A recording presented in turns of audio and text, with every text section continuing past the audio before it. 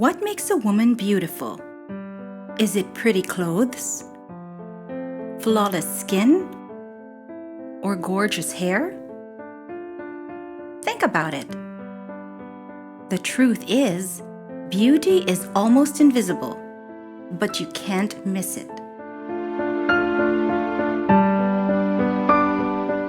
Beauty is not self-absorbed.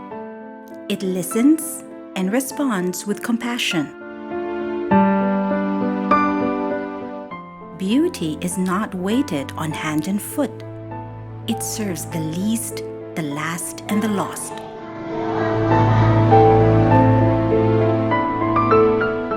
Beauty is not perfect.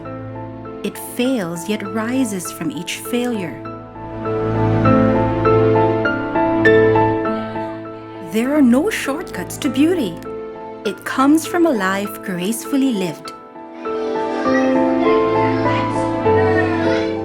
So let your beauty be measured by grace, not perfection, and let that grace radiate your timeless light.